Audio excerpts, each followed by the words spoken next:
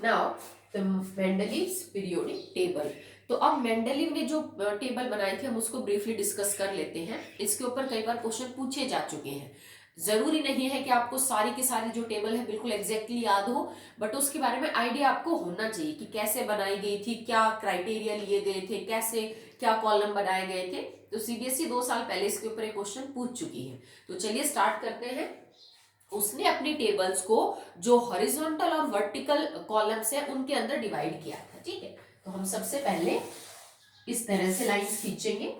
आज की टेबल में ज्यादा है, उसने इतने ज्यादा यूज नहीं किए थे। ठीक है, तो उसने क्या किया था कि जो वर्टिकल कॉलम है वो तो बनाए थे बेटा 8, और जो हॉरिजॉन्टल कॉलम बनाए थे उसने कितने 7। ठीक है, तो ये 1 2 3 4 5 6 7 और 8 हो जाएगा। ठीक ठीक, और ऐसे बनाए थे उसने 7।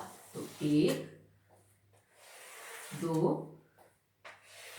3 4 5,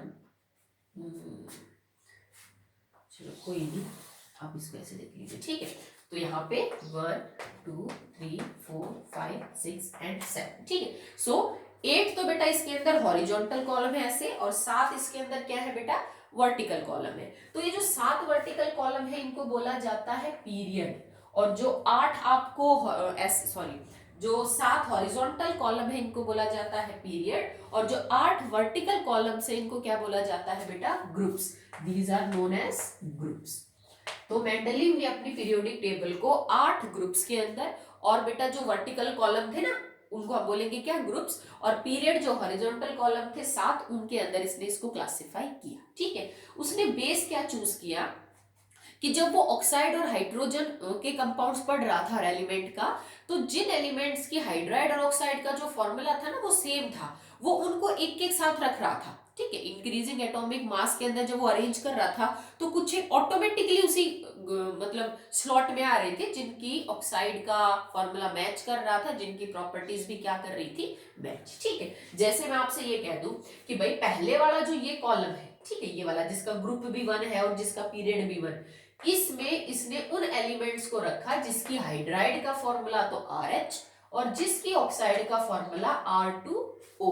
ठीक है, इसका मतलब क्लियरली R के ऊपर चार्ज क्या है, पॉजिटिव 1, मैं आपको समझा चुकी हूं। ठीक है, तो इसके नीचे यहाँ पे इसने रखा इसको हाइड्रोजन को, यहाँ लिथियम को, यहाँ पे सोडियम को, यहाँ पे उसने किसको रख दिया, that is potassium, then rubidium, then caesium, वो इस तरह से रखता गया।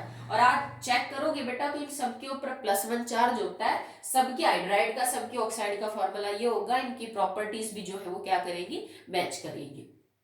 एक मेंडलीव ने जो थोड़ी गलती रह गई उसकी वो ये थी बेटा कि इसने जो बॉक्सेस है ना इनको भी सब डिवाइड कर दिया था ए और बी के अंदर। ठीक है, जैसे यहाँ पे ए लिख दिया, यहाँ पे बी, फिर यहाँ ए फिर बी, ए फिर बी। ये लिखने का क्या मतलब था कि कई जगह उसने एक ही बॉक्स के अंदर दो दो एलिमेंट्स को प्लेस किया था, एक को ऊपर और एक को नीचे। ठीक है, वो कब हो रहा था, जब according to the increasing atomic mass और प्रॉपर्टीज के हिसाब से चीजें थोड़ी मैच नहीं हो रही थी। तो देखो यहां तक तो जैसे आपको लगेगा कि हर बॉक्स के अंदर एक एक एलिमेंट है, पर रुबीडियम जहां पे लिखा है ना तो यहाँ रुबीडियम है और यहाँ क्या लिख दिया हमने, सिल्वर। तो एक ही बॉक्स के अंदर दो आ गए। ठीक है, तो यहाँ पे ए और बी भी लिख सकते हो कि ए पोजीशन पे रुबीडियम है और बी पोजीशन पे सिल्वर। ये किसी किसी बॉक्स में हुआ, सबके अंदर नहीं हुआ। ठीक है, फिर सेकंड जो उसने लिया है ये कॉलम, इसमें इसने उनको रखा जिनकी हाइड्राइड का फॉर्मूला R2H और जिनकी ऑक्साइड का फॉर्मूला क्या था बेटा, RO था। ठीक है, जैसे यहाँ पे इसने लिख दिया बेरिलियम, ये जगह इसने क्या कर दी बेटा, छोड़ दी। फिर यहाँ पे लिख दिया मैग्नीशियम, फिर यहाँ पे क्या लिख दिया, that is calcium, strontium, barium. इस तरह से जो टेबल है उसको ये कंटिन्यू करता गया। फिर थर्ड पोजीशन पे उसने उनको लिखा जिनकी ऑक्साइड का फॉर्मूला था R2O3। क्लियरली यहाँ पे 2 पॉजिटिव चार्ज एलिमेंट्स पे, क्लियरली यहाँ पे 3 पॉजिटिव चार्ज रहेगा एलिमेंट्स के ऊपर।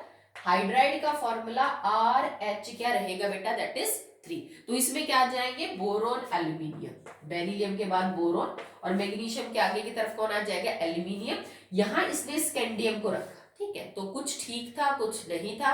आप नई पीरियोडिक टेबल जब देखेंगे तो उसमें आपको एग्जैक्टली समझ में आ जाएगा।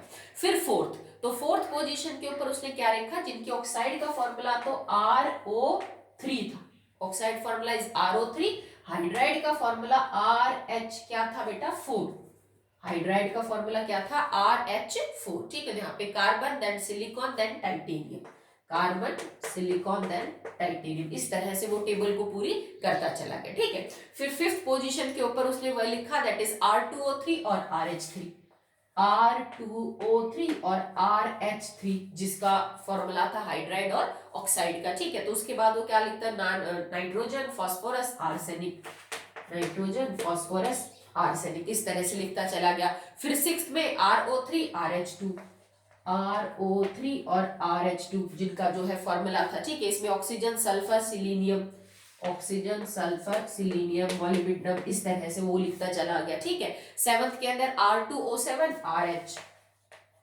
R2O7 ऑक्साइड का और RH किसका फॉर्मूला हो जाएगा बेटा हाइड्राइड का, तो इसमें फ्लोरीन क्लोरीन और मैग्नीज, फ्लोरीन क्लोरीन और मैग्नीज, इस तरह से लिखता चला गया। लास्ट में RO4 कि ऑक्साइड का फॉर्मूला क्या हो जाएगा बेटा दैट इज RO4। इसमें उसने क्या किया कि ऊपर के बॉक्सेस तो जो थे वो खाली छोड़ दिए, पर जो फोर्थ पोजीशन थी ना यहाँ पे, ठीक है, जैसे इसको थोड़ा छोटा करें, यहाँ पे मैग्नीज है, तो फोर्थ पोजीशन जो थी, जैसे फोर्थ आपका जो पीरियड था उसमें एक ही साथ तीन तीन एलिमेंट्स को रख दिया, आयरन कोबाल्ट और निकेल, आयरन कोबाल्ट और निकेल, एक ही स्लॉट के अंदर तीन एलिमेंट्स को रखा। नीचे भी वो ऐसे ही करके तीन तीन एलिमेंट्स को रखता चला गया, उससे नीचे भी तीन तीन एलिमेंट्स को रखता चला गया। तो आपको बिल्कुल एग्जैक्टली ऐसे याद करने की जरूरत तो नहीं है, पर आपको थोड़ा बहुत जो है वो आइडिया होना चाहिए कि टेबल बनाई कैसे थी। जैसे पूछ सकते हैं कि बेटा according to Mendeleev's periodic table जो आपका छठा ग्रुप होगा उसके अंदर ऑक्साइड का क्या फॉर्मूला था, तो आप कहोगे मैडम RO3 था उसके अंदर ऑक्साइड्स का फॉर्मूला।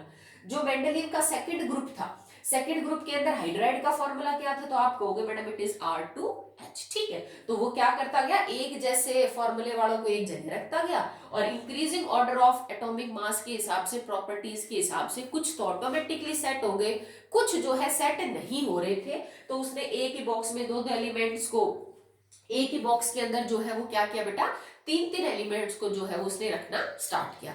कहीं उसने जगह खाली भी छोड़ी, ठीक है, जैसे उसको लगा ना कि भाई यहाँ पे तो कोई एलिमेंट फिट हो ही नहीं रहा, हो सकता है आगे डिस्कवर हो जाए, तो उसने जो बॉक्सेस थे वो उनके अंदर जगह खाली भी छोड़ी थी कि हो सकता है आगे जाके कोई एलिमेंट जो है वो डिस्कवर हो जाए। तो ये थोड़ा रफ सा आप इसको जरूर ध्यान रखेंगे कि मेंडलीव की पीरियोडिक टेबल कैसे बनाई गई थी। इसकी कैरेक्टरिस्टिक की बात करें तो वही है बेटा, he divided his periodic table into two columns horizontal and vertical, that is group and periods।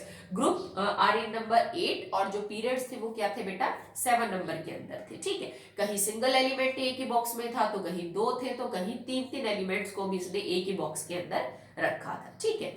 अब हमारा जो अगला टॉपिक रहेगा दैट विल बी कि what are the applications या फिर what are the achievements of Mendeleev periodic table, और कमी क्या रह गई। ये यूं समझ लीजिए कि इसके बाद तो फाइनल अटेम्प्ट ही था, आपकी पीरियोडिक टेबल जो है वो फाइनली बनेगी, तो उससे पहले क्या कमियां रहेगी इस टेबल में और क्या अच्छी बातें थी जो इसने आज की पीरियोडिक टेबल को दी, तो वो हम नेक्स्ट वीडियो के अंदर करेंगे। ओके बेटा।